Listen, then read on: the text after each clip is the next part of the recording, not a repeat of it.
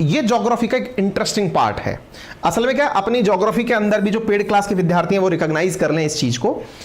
Geography में भी अपन इस चीज को पढ़ रहे हैं और ये करंट में भी चर्चा में आ गई। क्या है, 2 हिस्सों में टूट रहा है अफ्रीकी महाद्वीप। ये काफी इंपॉर्टेंट खबर है, ठीक है ना। तो यहां पर 2 हिस्सों में अफ्रीकी महाद्वीप टूट रहा है। इसका क्या मतलब है, ये तस्वीर देखिए आप, ये जो गहरी सी दरार देख रहे हो भाई साहब, पाताल लोक की एंट्री है ऐसी सीधी। हाँ, अमेजन प्राइम वाला पाताल लोक नहीं, रियल वाला पाताल लोक, ठीक है ना। तो ऐसी स्थिति में ये जो दरार दिख रही है आपको, पता है क्या है ये धरती खिसकने का प्रमाण है। प्रतिवर्ष 2.5 सेंटीमीटर के हिसाब से पृथ्वी यूं खिसक रही है। यूं कहां हो रहा है सर, ये बताते हैं। ज्योग्राफी का इंपॉर्टेंट पार्ट है ये, पेपर 1 के अंदर ज्योग्राफी के अंदर वर्ड ज्योग्राफी का हिस्सा है ये, जो हम आपसे डिस्कस करने जा रहे हैं। क्या डिस्कस करने जा रहे हैं? आपको लगता है लड़के लड़की के बीच ब्रेकअप होता होगा, एम्प्लॉय एम्प्लॉयर के बीच ब्रेकअप होता होगा। यहां धरती पे ब्रेकअप चल रहा है। अफ्रीका ग्रेजुअली स्प्लिट हो रहा है 2 कॉन्टिनेंट्स में, जिसकी वजह से एक नए समुद्र की उत्पत्ति होने वाली है। हो सकता है आने वाली पीढ़ियों में बधाइयां इस प्रकार से दी जाएं, बधाई हो समुंदर हुआ है। समझ रहे हैं आप, कुछ चल रहा है। आइए, तो how Africa is forming 2 new continents and N ocean it's slowly dividing into 2। कहां हो रहा है, क्या हो रहा है, आज के सेशन में हम चर्चा करेंगे। लेकिन इस चर्चा को समझें उससे पहले थोड़ा सा हल्का सा कंसेप्ट जान लीजिए। कंसेप्ट इतना सा जान लीजिए कि ये जो धरती है ना, इस धरती पे से एक बार के लिए कल्पना करो। क्या कल्पना करो कि पानी हटा दिया जाए, धरती के ऊपर से पानी को साइड में कर दिया जाए, तो पानी के नीचे भी तो जमीन होती ही है। साथियों, ये जो जमीन है ना, इस पूरी जमीन को एक बार कल्पना में ले लो आप। इससे आप ये समझ जाओगे कि जो अर्थ रूपी गोला है, इस गोले पर चारों तरफ कठोर क्रस्ट है। क्रस्ट का मतलब समझ गए, कठोर परतदार भाग है। ये जो कठोर क्रस्ट है ना, किसके ऊपर, अर्थ के ऊपर, इस क्रस्ट में दरारें आती हैं। क्यों आती हैं? क्योंकि क्रस्ट के नीचे लावा वाला, मैग्मा वाला हिस्सा मेंटल भरा हुआ है। वो मेंटल उबाले मारता है, उससे इस क्रस्ट पे दरारें आती हैं। वो दरारें कहीं पर रिफ्ट बनती हैं तो कहीं पर पहाड़ बनती हैं। उनमें से एक जगह का रिफ्ट हम आपको समझा रहे हैं। बाकी इस कंसेप्ट को और सीखना हो तो फिर आपको ज्योग्राफी पढ़नी पड़ेगी। फिलहाल के लिए मैं आपको समझाने की पूरी कोशिश करूंगा। आइए बताते हैं। कॉन्टिनेंटल ड्रिफ्ट जो मैं आपको समझा रहा हूं, इस कहानी की जिसको मैं आपको आज समझा रहा हूं, इसके जनक है अल्फ्रेड वेगनर। अल्फ्रेड वेगनर ने दुनिया में समुंदर का निर्माण, पहाड़ों का निर्माण, रिफ्ट के निर्माण, खाई के निर्माण या फिर कॉन्टिनेंट के निर्माण के लिए एक थ्योरी दी थी, जिसे कॉन्टिनेंटल ड्रिफ्ट यानी सरकने की थ्योरी कहते हैं। उसमें जो आधार लिया गया था वो ये था कि पृथ्वी कभी एक साथ सारे कॉन्टिनेंट्स को जोड़कर रखा करती थी। उस जुड़े हुए हिस्से को पेंजिया कहा जाता था। यह पेंजिया पृथ्वी के मूवमेंट के कारण टूटता गया और टूटकर पैंथालासा नामक समुंदर में अलग अलग कॉन्टिनेंट्स में बट गया। जरा देखिए, पहले यह पेंजिया था, फिर ब्रेक हुआ, इस तरह से अलग अलग होते हुए सारे समुद्र बने, अटलांटिक ओशन बना। आपको ये सारी चीजें दिख रही होंगी, ये सारी चीजें ब्रेक होती हुई देख सकते हैं। पेंजिया और पैंथालासा, ये जो ड्रिफ्टिंग थी, दैट इज कॉन्टिनेंटल ड्रिफ्टिंग, यानी पहले सब एक थे, धीरे धीरे यहां पर ब्रेक्स होने लगे और सारे कॉन्टिनेंट बनते चले गए। फिलहाल हम फोकस कर रहे हैं इस कॉन्टिनेंट पर, दैट इज नेम्ड एज अफ्रीकी कॉन्टिनेंट। अफ्रीकी कॉन्टिनेंट का अगर हम विकास दर देखें तो वर्तमान स्थिति में जहां पहले पर्मियन काल, जो 225 मिलियन ईयर पहले पेंजिया हुआ करता था, वो ट्रायासिक काल के अंदर थोड़ा थोड़ा टूटने लगा, गोंडवाना लैंड के अंदर और लॉरेशियन लैंड के अंदर। जूरासिक काल के अंदर थोड़ा और टूटने लगा, फिर क्रेटेशियस काल में थोड़ा और टूटने लगा, और प्रेजेंट काल के अंदर सारे के सारे कॉन्टिनेंट, जो 7 कॉन्टिनेंट हैं, वो एक दूसरे से अलग हो गए। ठीक है, आज हमको सारे कॉन्टिनेंट ऐसे दिखाई पड़ते हैं। कैसे?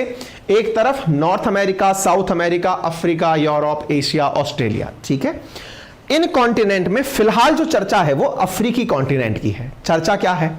अभी भी यह टूटना बंद नहीं हुआ है। जब बंद नहीं हुआ है तो क्या हुआ है? असल में माना जा रहा है कि इस कॉन्टिनेंट के अंदर अभी भी ब्रेकअप चल रहा है, और जो अब वाला ब्रेकअप है वो अफ्रीकी कॉन्टिनेंट में चल रहा है, जिसके चलते अफ्रीका के दो हिस्से हो जाएंगे, और दो हिस्सों में से एक हिस्सा जो बीच में बचकर निकलेगा वहां एक नए समुद्र का निर्माण होगा। इधर देखिए, यहां पर आपको जूम करके वो क्षेत्र दिखाया जा रहा है जहां पर अभी से टूटना और रिफ्ट का बनना शुरू हो चुका है।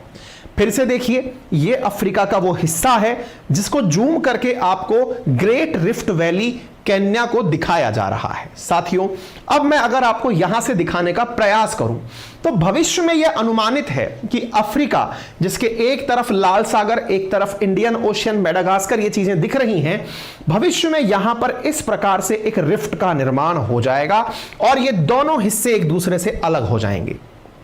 अर्थात अफ्रीका के कुछ लैंडलॉक देश जो हैं वो भी समुद्र के किनारे भविष्य में आ जाएंगे। हालांकि इस काम को होने में भी मिलियंस ऑफ ईयर लगेंगे, लगभग 200 मिलियन साल बाद ऐसा होगा, लेकिन ये चूंकि 2.5 सेंटीमीटर के हिसाब से टूट रहा है, इसकी वजह से धीरे धीरे ये टूटना जारी रहेगा। अर्थात अगर हम हिस्से को और करीब से देखें तो आने वाले समय में अफ्रीका के अंदर दो प्लेटें अलग अलग हो जाएंगी। एक प्लेट जो कि पूरब की तरफ है उसे सोमालियन प्लेट नाम दिया जाएगा, बची हुई प्लेट को नूबियन प्लेट नाम दिया जाएगा।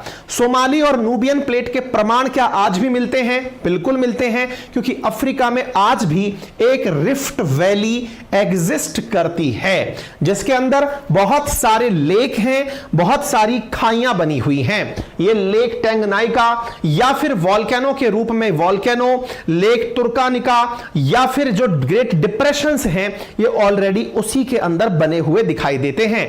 लेक मालावी हो या फिर यहां पर बनी हुई ये जो आप देख रहे हैं यहां पर ईस्टर्न रैली, लेक टेंगनाइका, ये सब रिफ्ट के ही प्रमाण हैं। आप यहां पर ग्रेट अफ्रीकन रिफ्ट के साथ अफ्रीका में बने हुए बहुत सारी लेक्स को देख सकते हैं।